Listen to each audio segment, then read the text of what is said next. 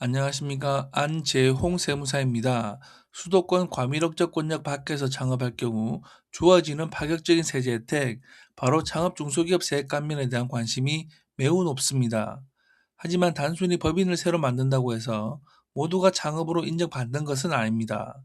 오늘은 국세청의 과학적 조사기법이 동원된 최신 조세 심판 사례를 통해 무늬만 창업인 경우 얼마나 위험한지 알려드리고자 합니다. 사건의 발달은 이렇습니다. 기존 사업을 운영하는 대표님들은 종종 이런 유혹에 빠지곤 합니다. 하는 일은 똑같은데 수도권 바뀐 파주 같은 곳에 새로운 법인을 설립하면 세금을 100% 감면받을 수 있다는 생각입니다. 겉으로 보기엔 완벽한 절세 전략처럼 보였을 겁니다. 해당 사장님은 즉각 실행에 옮깁니다. 경기도 파주의 한 공유 오피스에 주소만 등록해두고 실제 업무는 기존과 동일하게 서울에서 처리하는 방식입니다.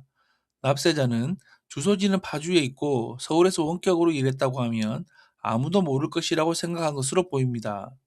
하지만 국세청은 호락호락하지 않았습니다. 국세청은 해당 법인을 창업이 아닌 기존 배우자 회사의 단순한 사업 확장으로 판단했습니다.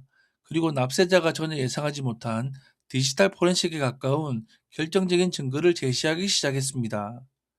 국세청은 세금 계산서가 발행된 인터넷 IP 주소뿐만 아니라 컴퓨터 고유 식별번호인 맥 주소까지 정밀 분석했습니다. 그 결과 파주에 있다던 신설법인의 업무 처리가 서울 사무실의 컴퓨터와 동일한 기기에서 이루어졌음을 데이터로 입증하였습니다.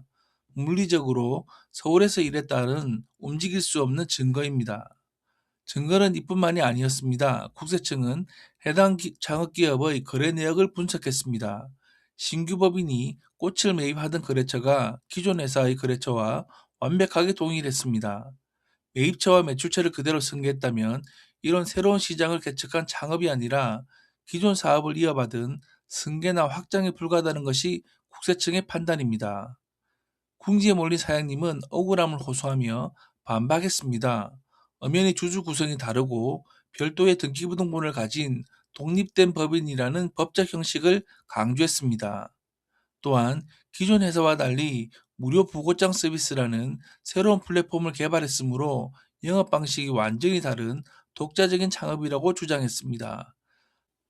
하지만 IP 주소 중복에 대한 해명은 좀 궁색했습니다. 부부 사이라 집에서 같이 일하다 보니 와이파이가 겹친 것뿐이며 직원을 새로 뽑지하는 것은 자금 사정이 어렵기 때문이라고 주장했습니다. 사건을 담당한 조세심판원의 판단은 다음과 같이 판단했습니다. 세법의 대원칙은 형식보다 실질이 우선한다는 것입니다. 단순히 법인 껍데기만 새로 만들거나 새로운 서비스를 일부 추가했다고 하여 본질적인 사업 내용이 변하지 않았다면 이를 창업으로 볼 수 없다는 것입니다.